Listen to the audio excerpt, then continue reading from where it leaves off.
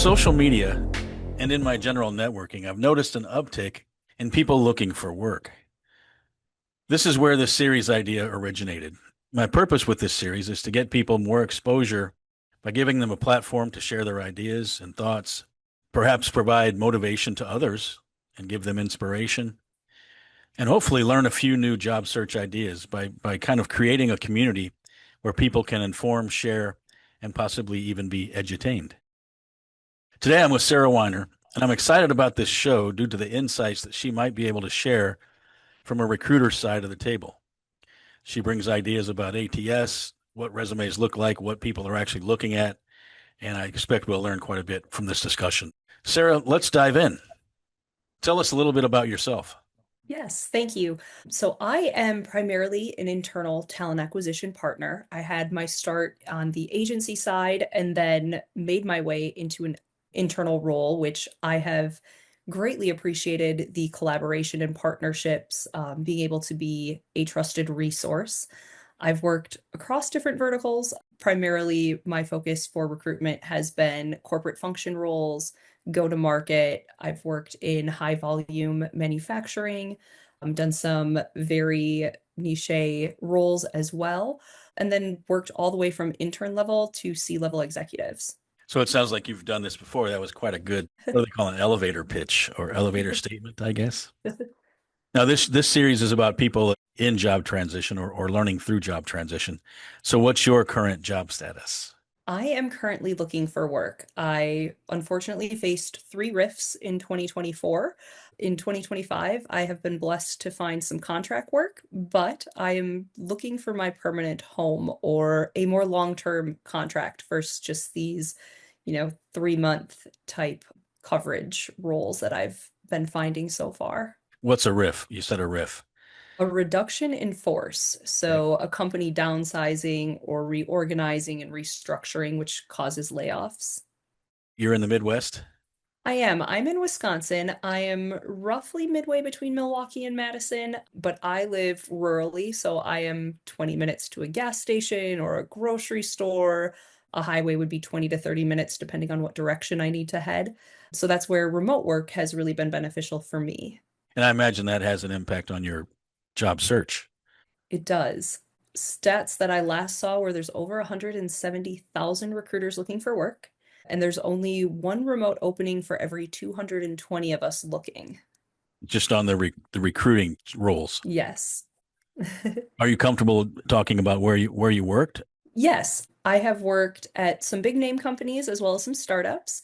So as far as like bigger name companies, that would be household names. I worked at iHeartMedia. Pretty sure everybody knows iHeartRadio. They're also the largest podcast producer in the world. I've worked for Manpower Group, where I supported Northwestern Mutual.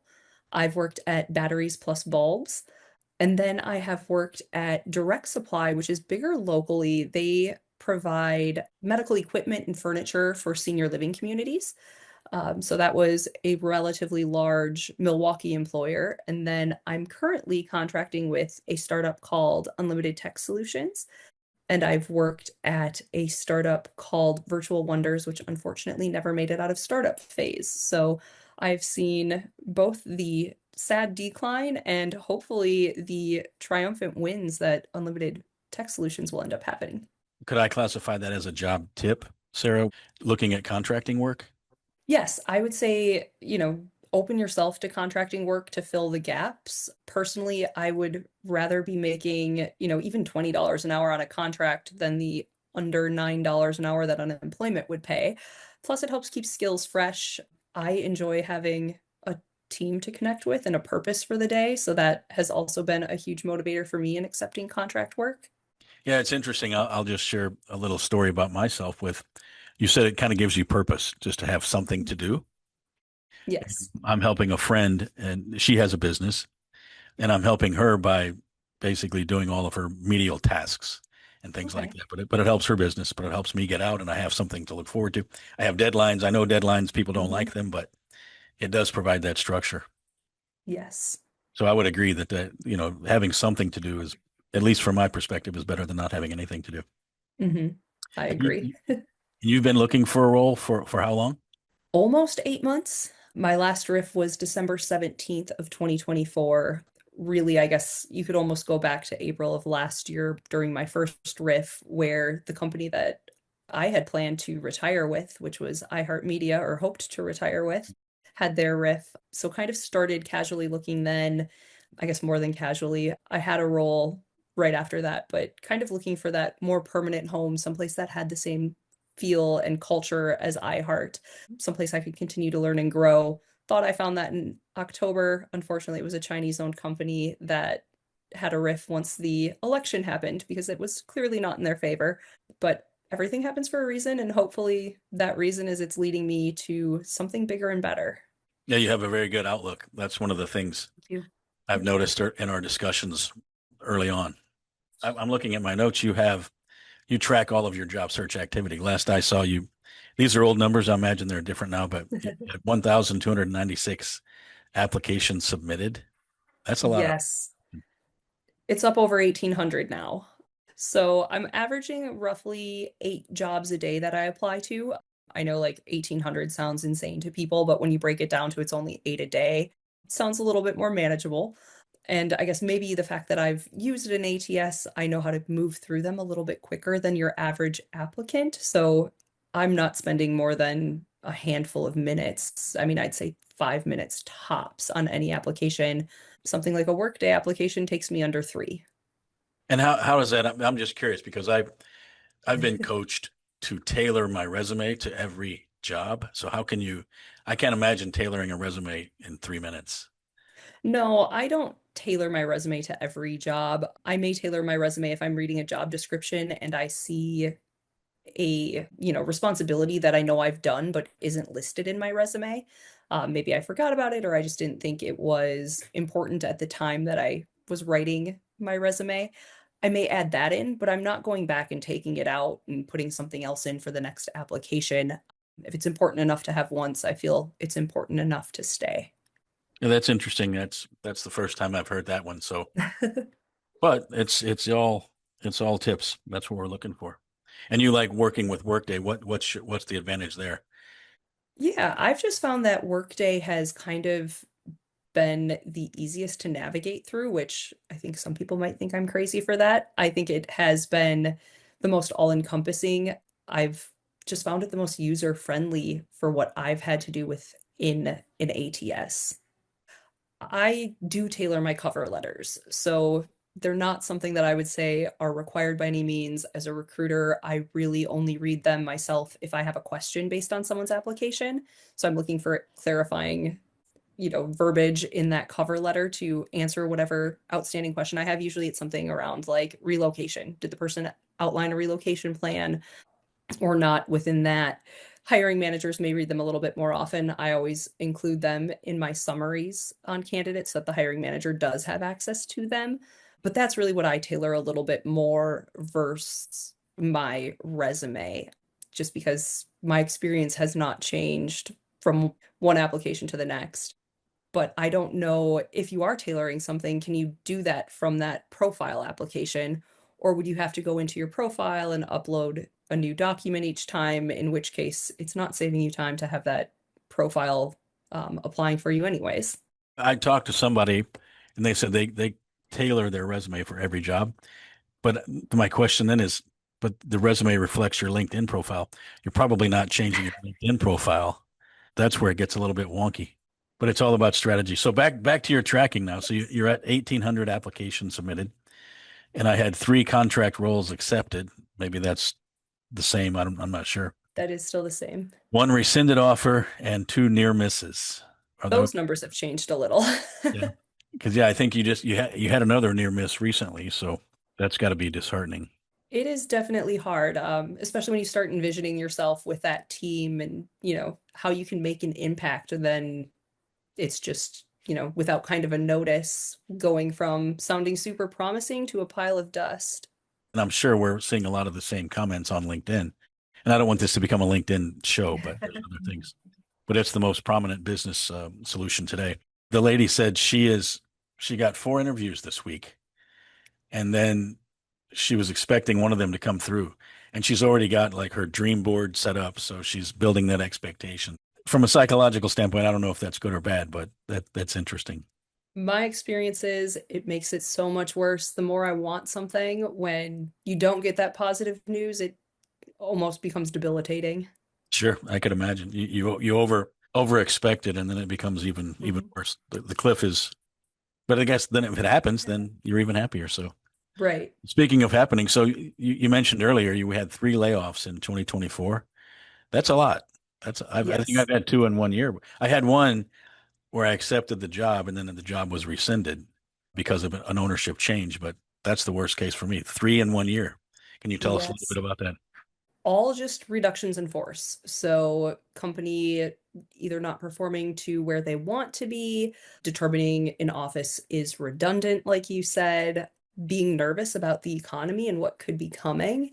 All things that kind of stink because it doesn't matter how great you did at your job, there's outside factors that are eliminating it. Yes, and that's the capitalist society. Anybody Mhm. can make as much money as they can. On the other side, people can get laid off at a whim. Right. That's part of what we're seeing today.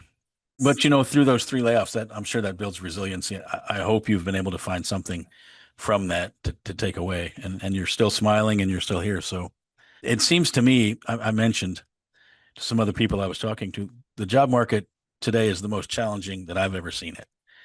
And I don't know if it's just my where I am in my career, or if it's the tech space, or what's going on. What do you think has changed? Or do you agree that it's challenging? One, and then if you do, what do you think's changed? I do agree it's challenging. I graduated college in 2008, so right in the middle of the recession, and this is worse than that was. I don't know why it's changed. I don't know if there was overhiring coming out of COVID. I don't know if it's really just the economy and kind of the uncertainty of what we're facing. Businesses obviously need to make a profit, and if they're unsure if they're going to do that, they cut back. Unfortunately, talent acquisition kind of seems to be the litmus test. So if there's a hiring freeze, we're not needed. I was blessed that the first hiring freeze I saw at iHeartMedia, they found other work for my team to do so that we were not affected by that. Unfortunately, that was not sustainable. And in the end, they ended up going back to using an agency and not keeping anything internal, which is very sad to see. But you can't keep talent acquisition there if you're not hiring because you're not going to keep paying my salary if I'm not doing anything, and rightfully so. Then when jobs start coming back, you see talent acquisition and recruiters getting offers before you start seeing that big hiring boom because they're ramping up, so they're getting us in place. I've seen a few more roles opening. I have not seen it, to the extent of what things were in like 22, 23. At that point, I was getting messages pretty much daily from companies looking for people to, transition over to them. Do you want to work for this agency? Do you want to come to us internally? I guess had I known I'd be facing a riff, I probably would have said yes at some point. But I was extremely happy where I was. I was not looking to make a move. And now I get almost none of those. I had somebody reach out today from an agency in India, so it seems like a lot more is being outsourced. And they were asking me to be a site reliability engineer for a client of theirs in Milwaukee, Wisconsin. And I've have no background in IT. I've recruited site reliability engineers, but I am not one. So I think also kind of that outsourcing has led to a worse experience, not only for candidates, but for hiring teams, because you're not getting the right profile of candidate. If a recruiter is reaching out to another recruiter, I would say that they don't understand what they're recruiting for. That's the challenge. Well, it also, well, my view is maybe AI is impacting kind of what we're seeing in the market. You have thoughts there? Yeah, I mean, I've seen it, I guess, more on my side where people are using like an AI applier. And I'll use my title for example. In talent acquisition, we have sourcers. They reach out to passive candidates. They're looking to pull talent that isn't actively applying to jobs. So they're sourcing that talent. Well, there's also sourcing and procurement. So if I use an AI applier, it would apply my resume and fill out these applications for the wrong industry. And then, I'd imagine any recruiter looking at that is going, what is this person thinking?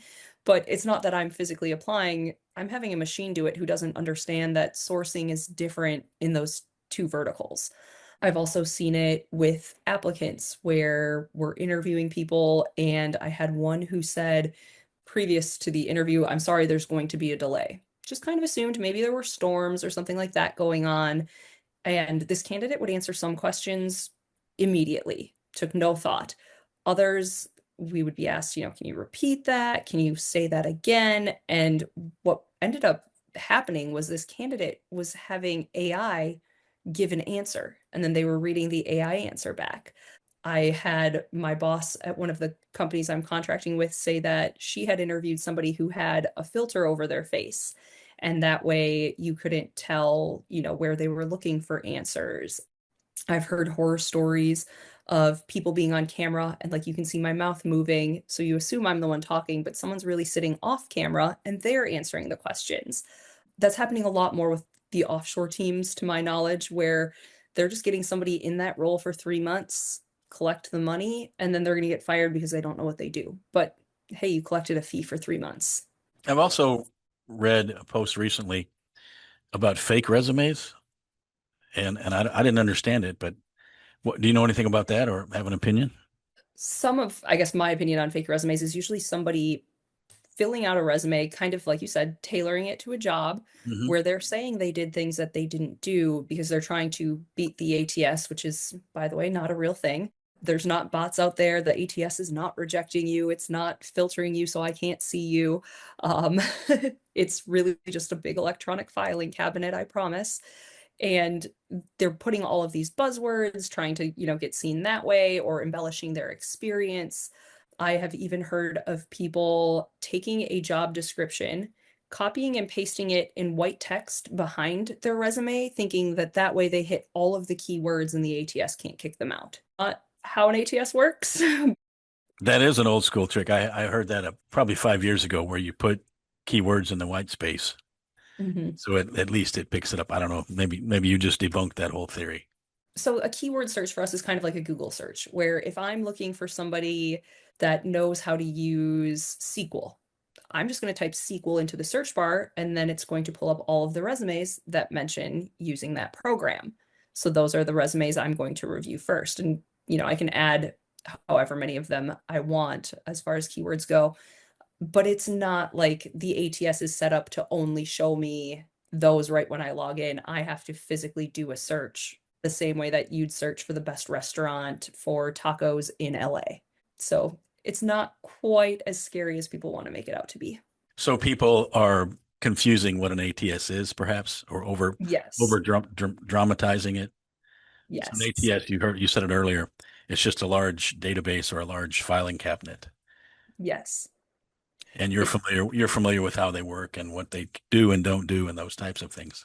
So we could actually have a whole separate show on kind of how what is an ATS, the good, the bad, and what's true and what's not true. yes. How to make Workday applications more user friendly. Oh, Workday, that's a good one. As I said, they seem to be the popular one. Any thoughts on ghost job postings, like on LinkedIn or Indeed or wherever? Are there really not that many jobs available, and people are just posting it to make the company look bigger or growing?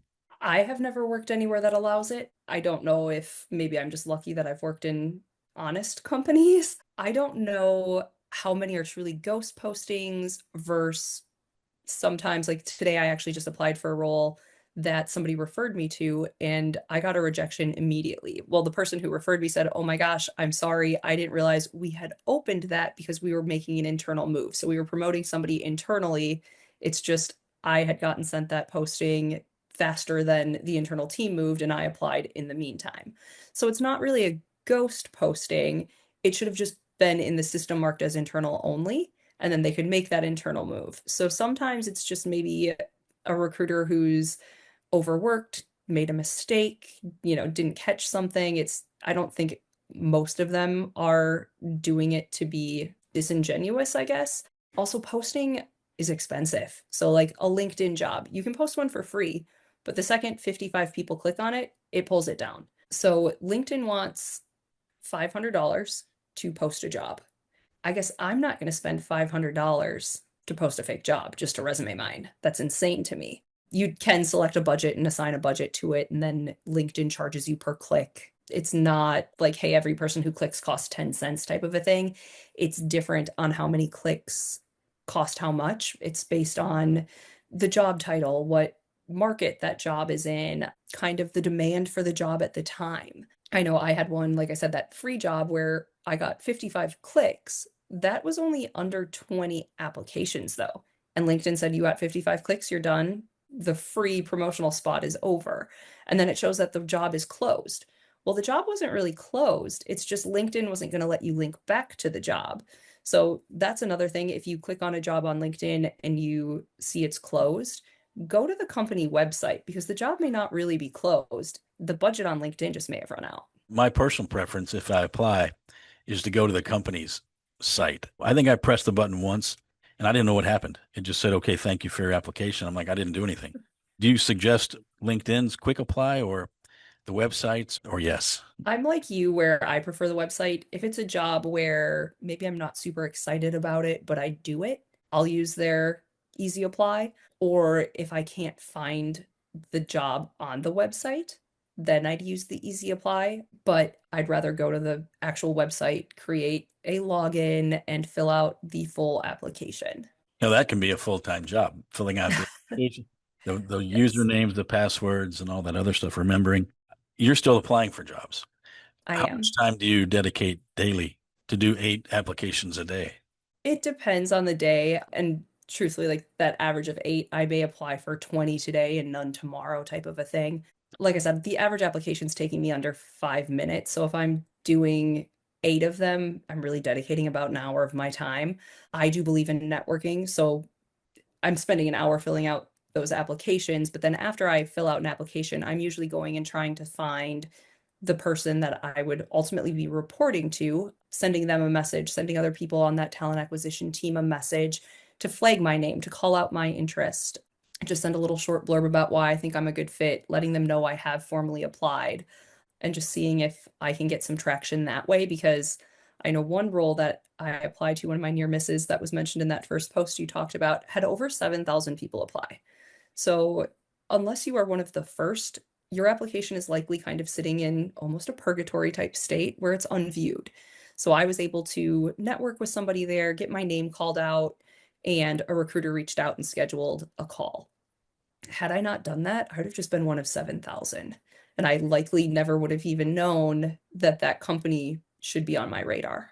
So do you suggest like a cold reach out to somebody on LinkedIn to let them know, hey, I just applied for this job, like the hiring manager or the recruiter? Yes, but only if you've applied. I get more messages than I can even count per week asking me, hi, my name's Susie. I'm an admin. Do you have anything for me? That's not what recruiters do. We don't perform your job search for you. If I have an admin, it'll be posted on my site. And most of the time I'm saying, oh, well, here's our career site, check out what's open. And if you've applied to something, please let me know and I'll make sure that your application gets reviewed immediately. But I don't have the bandwidth to do my own job search, do somebody else's job search. There are reverse recruiters out there. They are paid by an applicant and they will perform a search and do applications for you. I don't know what going rates are, but they're, like I said, kind of reversing the process where me as a recruiter, I'm paid by my company to fill whatever job I have open. So I'm going out and looking for people that fit that profile, not looking at you as an applicant and saying, okay, this is your profile, you fit these jobs. Reverse recruiter. I've heard of the concept. Were they called headhunters as well, or are there different names? I don't know. Maybe I'm A confused. headhunter would be more like a retained search for a company where maybe we're looking for a COO and our internal team's not going to handle it. We contact a headhunter who goes out and does kind of the sourcing where they are then looking for exactly the person that we said we want a profile of. So they're reaching out to passive candidates. They may be looking at inbound applicants as well, but a large portion of that is really kind of hunting that person out of another company to bring them over to fill that opening. Because you're still applying, do you keep track of the number of interviews you've gotten, and then it's deeper than that, Sarah. It's Was it a cold interview or did you have a referral? Like, do you break it down by that? I don't. Truthfully, referrals don't seem to matter anymore. I hate saying Really? that, but like my brother works for GE Healthcare, and he has sent me numerous referral links for their talent acquisition team. Only one has resulted in an interview. The others have all gone unseen. I have a friend who works for Milwaukee Tool. I have been referred for jobs there and never once gotten a call. An old coworker of mine works for Stryker Medical. He has sent me a link which resulted in one interview. Truthfully, one of the worst recruiters I've ever worked with. She flat out told me in our call that she rarely checks her email. I don't know how anyone in our profession rarely checks their email. It kind of leaves me scratching my head going, how do you have a job? And I'm out here looking and I would never behave in those manners. Companies that I've worked for always kind of had an unwritten rule that referrals do get at least a phone screen, assuming their background matches. So, like, obviously, I'm not an accountant. If I go and I apply to be an accounting manager, I would never, ever think that just because I had a referral, I should get that interview.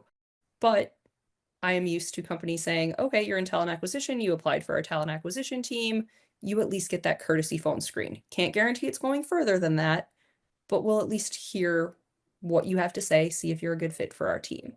Do you think there is a hidden job market where the jobs aren't necessarily posted? It's just you know somebody within the company.